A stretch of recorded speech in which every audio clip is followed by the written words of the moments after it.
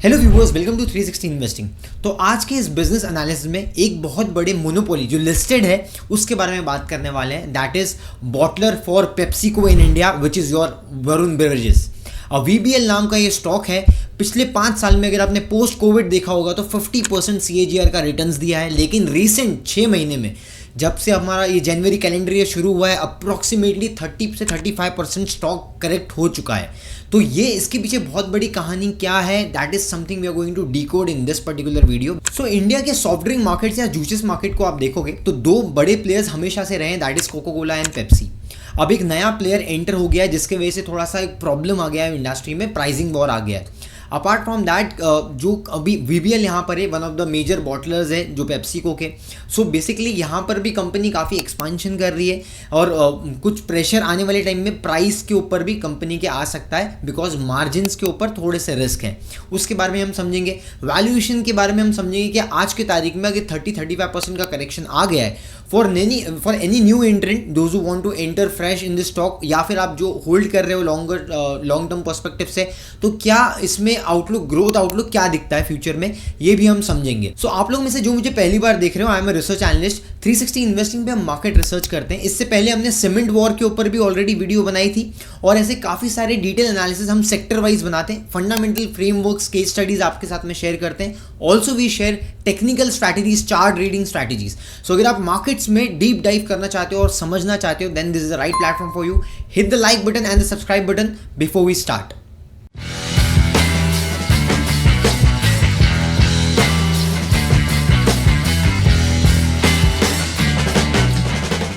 सो cold drink के market को समझने से पहले वैल्यू चेन समझते हैं, किस तरीके से मार्केट ऑपरेट होता है। सबसे पहले सिरप, जो आपका बेस इंग्रेडिएंट होता है आपकी कोल्ड ड्रिंक का, वो सिरप कोको कोला और पेप्सी के पास में है।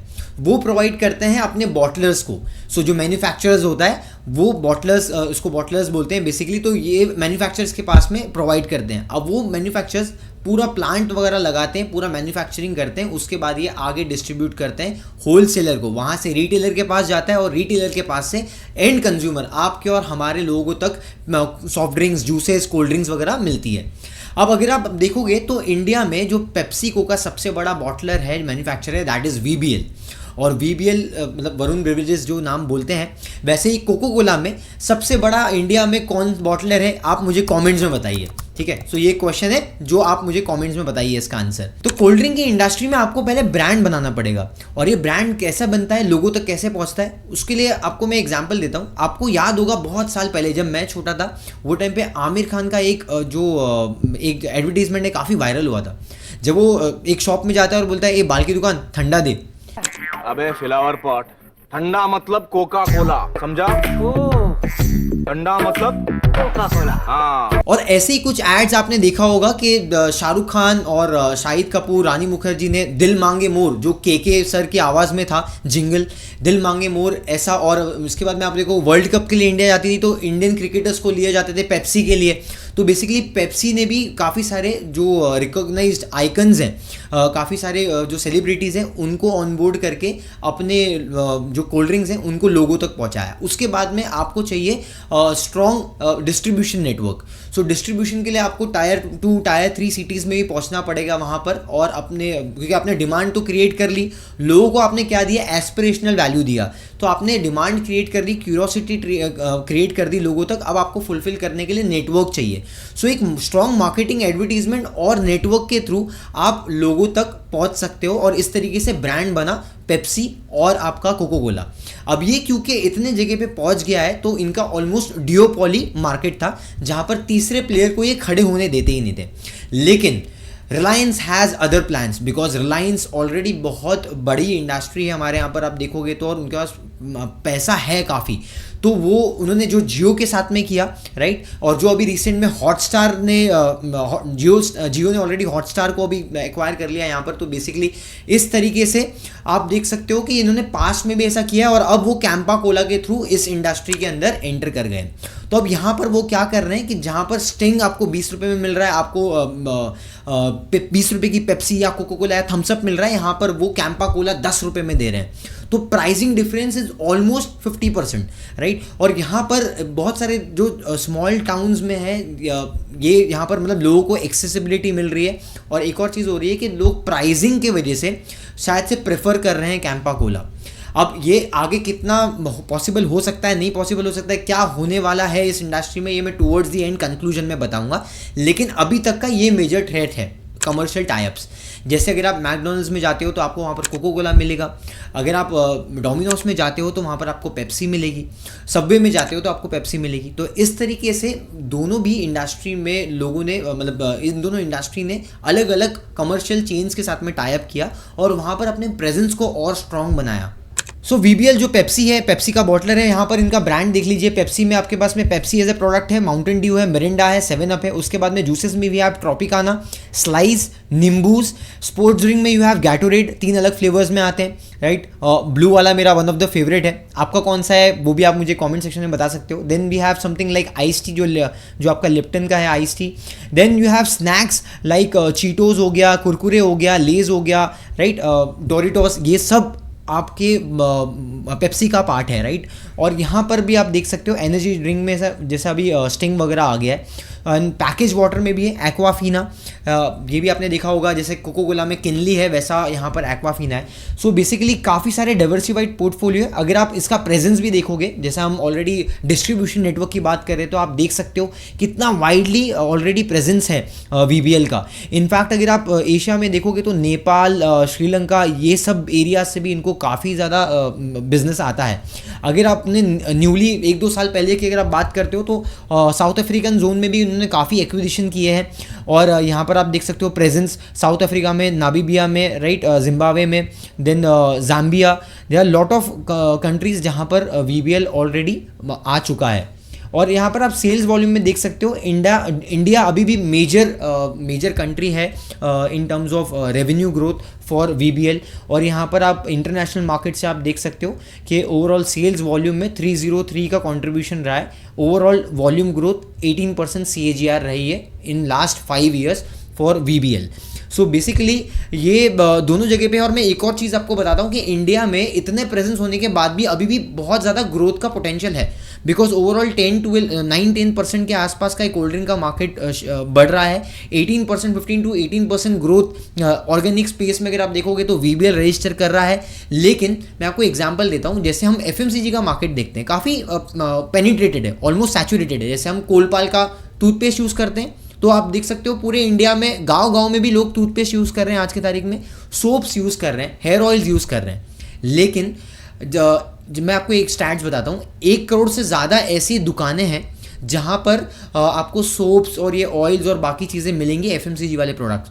लेकिन कोल्ड ड्रिंक का मार्केट कहाँ तक ऑलरेडी पेनिट्रेटेड है, अगर आप देखोगे तो सिर्फ 30 लाख से 40 लाख दुकानें हैं जहाँ पर कोल्ड ड्रिंक्स मिल रही हैं। तो टायर 3, टायर 4 सिटीज़ में क्यों नहीं पहुँच पाए? बिकॉज वहाँ पर पहले इलेक्ट्रिसिटी का प्रॉब्लम था, जो अभी इलेक्ट्रिसिटी काफ़ी जगह पे बढ़ते जा रही है, राइट। हम इलेक्ट्रिसिटी के ऊपर, पावर के ऊपर काफ़ी जनरेशन पे फोकस कर रहे हैं, डिस्ट्रीब्यूशन में फोकस कर रहे हैं, गवर्नमेंट खुद भी फोकस कर रही है, राइट। दूसरा चीज़ ये हो रहा है कि मतलब अगर आपको ठंडा बेचना है तो आपको रेफ्रिजरेटर्स भी प्रोवाइड करना पड़ेंगे, तो वहाँ पर इलेक्ट्रिसिटी थी नहीं तो कभी रेफ्रिजरेटर प्रोवाइड नहीं किए। अब ऑलरेडी टायर 3, टायर 4 सिटीज़ में एक्सपेंशन का प्लान चल रहा है, VBL is also doing it strongly. और इसलिए आप देखोगे कि न्यू एरियाज में भी जोग्राफिकल लोकेशंस पे रीच आउट करना थोड़ा सा पॉसिबल हो पाया। अब की डेवलपमेंट में VBL में क्या हुआ है ये देख सकते हो आप। एक commencement of commercial production in Kangra and Prayagraj. There is one more credit rating upgrade which was happened. CRISIL ने अपग्रेड किया है companies in long term rating, AAA stable दिया है for VBL, that is also positive. अब रिजल्ट ओवरव्यू देखते हैं तो VBL basically calendar year format को फॉलो करती है। अब यहाँ पर आप देख सकते हो FY24 में CY24 में 25% का ऑलमोस्ट ग्रोथ रेवेन्यू में आया था। PAT growth is almost 25%। अगर आप यहाँ पर क्वार्टरली सेल्स वॉल्यूम देखोगे, just a second, quarterly sales volume में Q1 FY25 में अप्रॉक्सीमेटली 30% का ग्रोथ है। और Q4 2024 में अगर आप देखोगे जो लास्ट क्वार्टर रहा है इनका, सो उसमें आपका अप्रॉक्सीमेटली 38% का ग्रोथ है। सो बेसिकली ग्रोथ तो ऑलमोस्ट 25% से 35% के बीच में रही है कंपनी की। और और यहाँ पर अगर आप रेवेन्यू मिक्स में देखते हो तो जो आपके CSD है, that is your carbonated soft drinks, वहाँ पर 75% है कंट्रीब्यूशन, और 7% आपका NCB से, और वाटर जो है आपका that is contributes 18%। So calendar basis में अगर आप लॉन्ग टर्म पिक के हिसाब से देखते हो VBL को, आप ये देख सकते हो कि पास्ट में रेवेन्यू हैज़ ग्रोन सिग्निफिकेंटली 22.9%, मतलब ऑलमोस्ट 23% का ग्रोथ रहा है 5 साल में। EBITDA is 26% and PAT is 40%। Net worth company का 38% से ग्रो है। So that is a very strong performance that VBL has depict. So company के फाइनेंशियल्स पे आते हैं। कंपनी अगर आप देखोगे तो 55 के PE पे अभी ट्रेड कर रही है। ROCE और ROE काफ़ी हेल्दी है, विच इज़ अप्रॉक्सीमेटली 25%। एंड उसके अलावा अगर आप देखोगे तो पेग रेशियो 1.33 है। अभी जस्टिफाइड है या नहीं, मैं टुवर्ड्स द एंड कंक्लूजन में बताऊंगा। मैंने आपको ऑलरेडी बोला, जस्ट स्टे ट्यून। एक्चुअली काफ़ी सारे इनसाइट्स आपको देने ज़रूरी थे, बिकॉज लॉन्ग टर्म पर्सपेक्टिव से मुझे भी ये स्टॉक बहुत पसंद है। अर्लियर हम इस पर इन्वेस्टेड थे, बट रिसेंट में आई am not invested in this stock particularly, लेकिन मुझे अभी वैल्यूएशन थोड़ा कंफर्टेबल लग रहा है, इसलिए मैं आपके साथ में वीडियो में शेयर कर रहा हूँ। हम वीडियो सिर्फ व्यूज़ के लिए, लाइक्स के लिए नहीं बनाते। जब मुझे अपॉर्चुनिटी दिखती है तो मैं आपके साथ में कहीं ना कहीं एक पॉसिबिलिटी शेयर करता हूँ, because I am not giving you any buy sell recommendation. Recent past में भी हमने काफ़ी सारे वीडियोस बनाए, काफ़ी अलग अलग स्टॉक्स और सेक्टर्स के ऊपर, उनमें से काफ़ी सारे स्टॉक्स परफॉर्म भी किए। So whenever we see any red signal और एनी ग्रीन सिग्नल, तो we try to give you a context कि यहाँ पर कुछ पॉसिबिलिटी बन सकती है। अब VBL में हम कोई भी आपको रिकमेंडेशन नहीं दे रहे हैं, लेकिन there is important thing which is happening in this industry and that is something we going to highlight you. और यहाँ पर अगर आप फाइनेंशियल्स में भी देखते हो तो एक चीज़ हमने अभी देखी कि कंटिन्यूसली जो ग्रोथ है मार्जिन्स का, वो काफ़ी कंसिस्टेंट रहा है। मतलब 20%, 22% के आसपास में एवरेज मार्जिन रहा है इस कंपनी का। एक और पैटर्न आप देखोगे तो जो इसका फाइनल क्वार्टर रहता है, मतलब जो ठंडी का सीज़न होता है, अक्टूबर नवंबर दिसंबर वाला, वहाँ पर हमेशा आपको मार्जिन्स कॉन्ट्रैक्टेड दिखेंगे। यहाँ पर आप देख सकते हो 16% मार्जिन, वापस दिसंबर में 14% मार्जिन। तो सिर्फ पूरे साल में एक ऐसा क्वार्टर जो आपका विंटर्स का होता है, वहाँ पर मार्जिन उतने अच्छे नहीं होते। अपार्ट फ्रॉम दैट आप देखोगे तो फर्स्ट क्वार्टर या मतलब सेकेंड क्वार्टर जो आपका होता है पर्टिकुलरली, वहाँ पर आपको अच्छे मार्जिन देखने मिलेंगे due to summer vacations and all. And एक और चीज़ आप देख सकते हो कि कंसिस्टेंट कैश फ्लो, जो हमने पिडिलाइट में हम देखते हैं, जो HUL में हम देखते हैं कि भाई इतने साल से कंपनीज क्यों इतना ज़्यादा वेल्थ क्रिएट कर पाई है, because consistent cash flow, cash generation machine बन चुकी है ऑलरेडी कंपनी। तो ये भी कंपनी ने पास्ट में बहुत अच्छा कैश फ्लो जनरेशन बना के दिया है, and that's the reason company ने कंसिस्टेंट, अगर आप देखोगे तो डिविडेंड्स भी पे आउट किए, और debt to equity ratio is also 0.17, which is hardly any debt in the company. तो बेसिकली यहाँ पर अब पेग रेशियो की हम बात करते हैं, उससे पहले मैं आपको वैल्यूएशन पर्सपेक्टिव से एक चीज़ दिखाना चाहूँगा। पिछले 5 साल में आप देखोगे PE रेशियो क्या है। सो पीक में इनका PE रेशियो 1995 में आ गया था ऑलमोस्ट, जब ये स्टॉक भी 600-650 के आसपास चल रहा था। जब सब कुछ अच्छा चल रहा होता है तो आपको कभी भी growth company, cash flow generating company आपको सस्ती PE मल्टीपल पे या सस्ती EV/EBITDA मल्टीपल पे नहीं मिलेगी। कंपनी आपको सस्ते में या फिर करेक्शन में तभी मिलेगी जब उसमें कुछ ना कुछ चैलेंजेस चल रहे हैं। मतलब वो एक्सटर्नल चैलेंजेस हो सकते हैं, जियोपॉलिटिकल टेंशन हो सकते हैं, या विद इन मैनेजमेंट के अंदर कुछ प्रॉब्लम्स चल रहे हैं, तो हो सकता है ये चीज़। अगर आप कॉन में देखते हो तो कॉन में जिम्बाब्वे के थ्रू एक नियर टर्म थ्रेट आया है, या फिर हर्डल हम बोल सकते हैं, that is your sugar tax impacted volumes. So वहाँ पर शुगर टैक्स एक आया है आपके जूसेस या फिर आप कोल्ड ड्रिंक्स के अंदर, ज़ीरो शुगर, और बेसिकली इसके चलते जो VBL को करना पड़ेगा कि जो ज़ीरो शुगर प्रोडक्ट्स हैं उनको और स्केल करना पड़ेगा। And apart from that one more thing is that कि market leader with high share, not expecting huge outsides growth, लेकिन स्टेडी परफॉर्मेंस एक्सपेक्ट कर रहे हैं जिम्बाब्वे में। दूसरा चीज़ ये है कि घाना और तंजानिया में इनके जो एग्रीमेंट्स हैं उनको होल्ड पे रखा है अभी, बिकॉज उन्हें कंडीशंस और क्लियरेंसेस उनको नहीं मिले हैं। सो बेसिकली आगे जब ये नियर टर्म में, अगर आने वाले टाइम में इनको क्लियरेंस मिलता है तो वहाँ पर भी और मार्केट को ग्रैब कर सकते हैं VBL। सो बेसिकली ये चीज़ है। तो ये दोनों चीज़ यहाँ पर हम इंटरनेशनल फ्रंट में हमने प्रॉब्लम्स देखे, एंड डोमेस्टिकली एक प्राइसिंग वॉर हमने देखी जो कैंपा कोला के वजह से आ गई है मार्केट में, और इसके चलते वॉल्यूम्स इंपैक्ट हो सकते हैं। सो जैसे कि अगर आप FMCG के हिसाब से देखोगे ना, बिकॉज अगर आप VBL को देखते हो तो it's more like a volume growth story, right. So basically यहाँ पर 15% ऑर्गेनिक ग्रोथ आपको आती है डोमेस्टिक में, उसके अलावा इंटरनेशनल भी आपको 10 से 15% की ग्रोथ अगर ऑर्गेनिक बेसिस में आती है, एंड कंसोलिडेटेड बेसिस में अगर आपको 25% के आसपास ग्रोथ आती है वॉल्यूम्स पे, both put together your organic and inorganic, तो वहाँ पर एक बहुत हेल्दी एनवायरनमेंट बन जाता है जहाँ पर आप नए नए एरियाज़ को टैप कर सकते हो। लेकिन ये स्लो डाउन हो सकता है, इसके लिए आपको कहीं ना कहीं मार्जिन पे प्रेशर पड़ सकता है, प्रॉफिटेबिलिटी पे प्रेशर पड़ सकता है, और इसलिए आपने स्टॉक प्राइस में गिरावट देखी। अगर आप कैपेक्स का गाइडेंस देखोगे तो कंपनी ने 3100 करोड़ का कैपेक्स प्लान किया है कैलेंडर ईयर 25 में। So 900 crore remain to be spend, and उसके अलावा काफ़ी सारे ऑलरेडी स्पेंड कर चुके हैं company, and split between India and international to be shared offline. So basically अभी तो उन्होंने कोई भी ऑनलाइन या पीपीटी के अंदर कहीं पे भी ऐसा कुछ भी बताया नहीं कि कहाँ पर वो कितना कैपेक्स कर रहे हैं।